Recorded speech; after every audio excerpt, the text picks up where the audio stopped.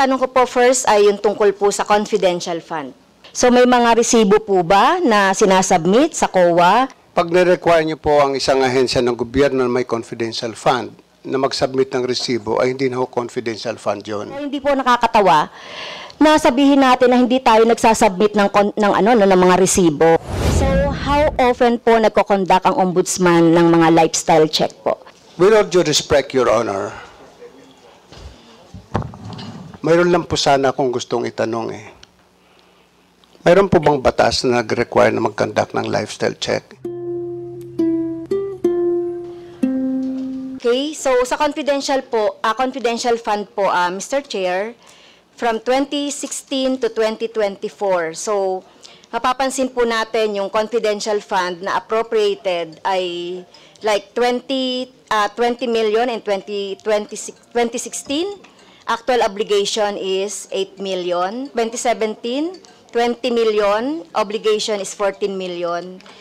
2018, 20 million. Actual obligation is 13.4 million. 2019, 33.7 million. And then yung obligation po is 26.9 million. So, kung babanggitin ko pa po yung iba, no, 2021, confidential fund is 33.7 million, o actual obligation is 13 million. 2022, 51 million ang confidential fund, pero ang actual obligation is 18.693 million. 2023, 31 million, so wala pa po yung yung obligation, actual obligation. And then, you proposed 51.4 million for 2024. So, ang first question ko po dun sa confidential fund. So, ganun po yung yung ina-appropriate. Pero yung utilization, makikita natin ay mga 40 to 45% on the average. Can you explain that, Mr. Chair? Kung makakapagtipid po kami, bakit nga ba hindi? Kung kami po ay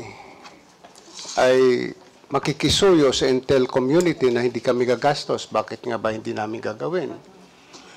Kung may dadaan namin sa ngiti doon sa mga members ng ISAF na amin sometimes kinakausap para tulungan kami mag-imbestiga, bakit nga ba hindi? So kung makakatipid kami, gagawin namin. Ngayon, with respect to this confidential fund, I must be honest with you that the 51 million given to us by the DBM, which is the same amount that was proposed to the Office of the Ombudsman for the 2023 budget. 2022. 2022? 2022. Yeah. Yeah. You can also, for 2023, I think it was also 31 million. 31 million. Pwede nyo bawasan ulit ng 20. Gawin nyo ulit yung confidential fund namin na 31 million. Yung 20 million, isadagay niya lang po ninyo kung pwede po sa MOOE. We will learn to survive with the small amount that you will give us. I promise you that. Kaya sabi ko nga po, kung kami po ay makikisuyo sa Intel community na idadaan sa tasang kape, marami po kaming kapeng barako sa opisina o idadaan sa ngiti, gagawin po namin. Maraming pong salamat. Yes, thank you very much, Mr. Chair, dun sa explanation po ng ating Honorable Ombudsman. So, napapansin lang po natin, no, dahil tama po yung sinabi nyo kanina at inamin nyo na napakabagal po noong investigation, nung lahat ng yung ilang mga kaso. At kanina nga po yung ating pong colleagues earlier, sinabi niya po yung yung percentage ng mga natatapos na kaso. So, kung meron pong ganitong confidential fund ay bakit po na natitipid? So, hindi po ba dapat ay gamitin ito kung talagang gamit? Kasi hindi naman to pwedeng gamitin sa iba eh. So, itong sinasabi natin. Kasi kung nagsisave po tayo, kinako-compromise natin yung halimbawa yung mga programs. Kasi itong confidential fund, you have to submit yung programs, activities, and project na related sa confidential. So, I hope, di ba, na ano nyo po ito, na-utilize nyo, considering na marami tayong iniimbestigahan ng mga kaso. So, ito po bang mga confidential, can you give us the general stroke, no, or not specific, kung saan nyo itong ginagamit itong confidential fund para po sa information po ng ating taong bayan. So may mga resibo po ba na sinasubmit sa COA at gaano ka-regular ito na ibinibigay for audit? Mr. Chair. Your Honor, please. Pag na-require niyo po ang isang ahensya ng gobyerno na may confidential fund na mag-submit ng resibo, ay hindi na ho confidential fund yun. Kasi Mr. Chair, gusto ko lang pong doon. Kasi nire-require po yun ng joint circular. So hindi po pwedeng kasi meron po tayong joint circular 2015 regarding sa confidential fund. Po hindi po nakakatawa na sabihin natin na hindi tayo nagsasubmit ng mga resibo. So I beg to disagree po, no. Kailangan din natin mag-follow po doon sa JC 2015.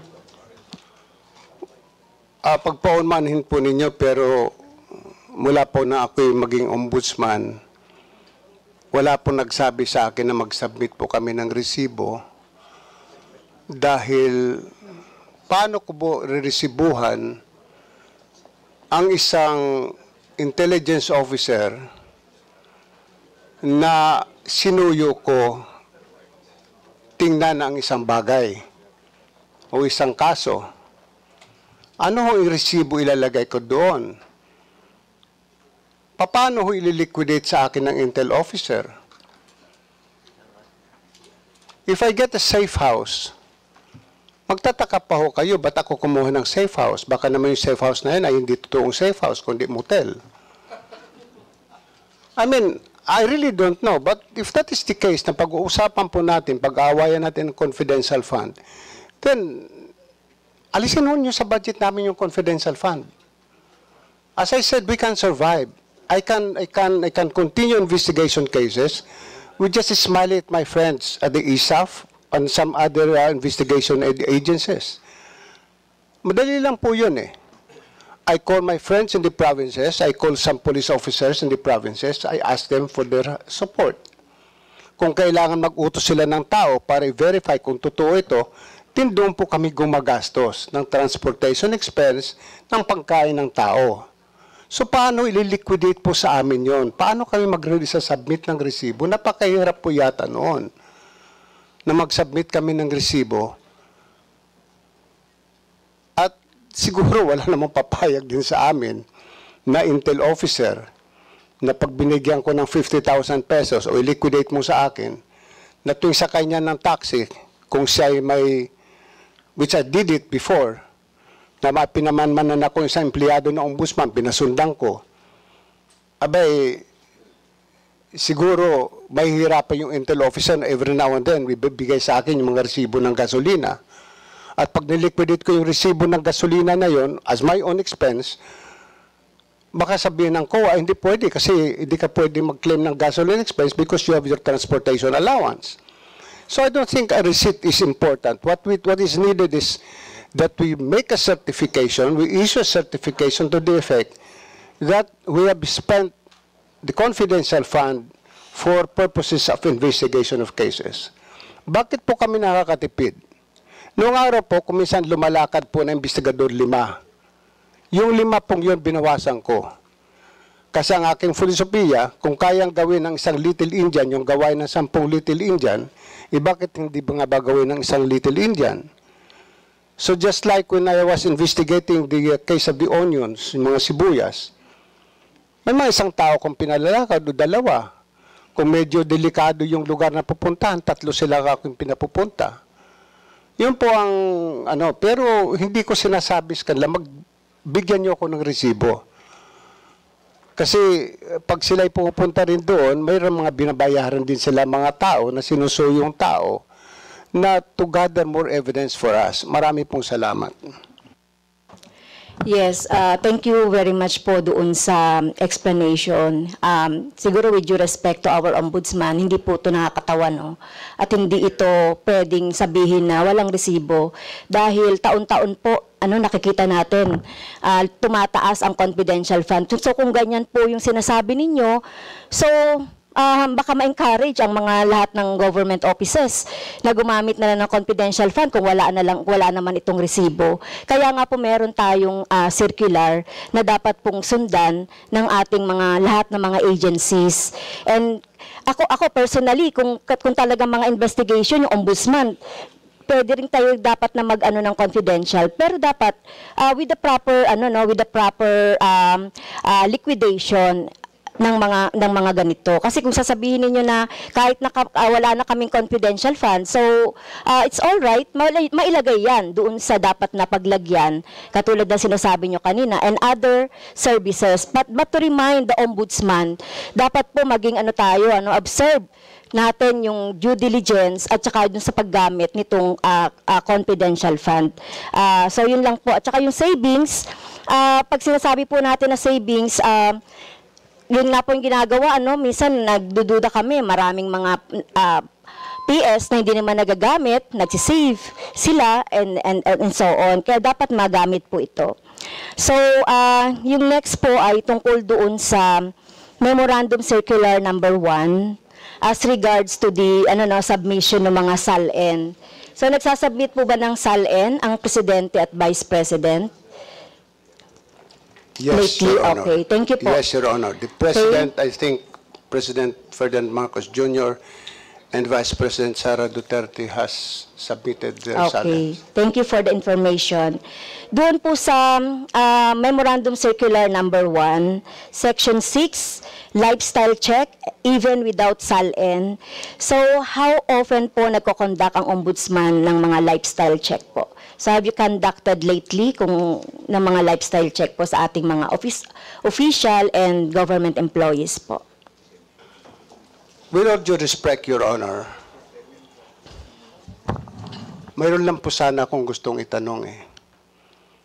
Mayroon po bang batas na nag-require na mag-conduct ng lifestyle check? Nagkakandak po kami ng lifestyle check in connection with cases that we're investigating. Nagkakandak po kami ng lifestyle check pag nag-file ng kaso for unexplained wealth. Nagkakandak po kami ng lifestyle check nang hindi na namin kailangan i-publicize pa that we're conducting a lifestyle check on this particular government official or employee. But the only question is, what law has been violated? The law on lifestyle check, where there is none? Or shall we proceed to forfeiture when we find that the properties of this particular government official or employee is not commensurate to his salary, which again is debatable. Marami po sa ating maraming pera o maraming ari-arian na maring not commensurate sa kanyang income. Pero lingid sa ating kaalaman, yung asawa ay nagdinegosyo.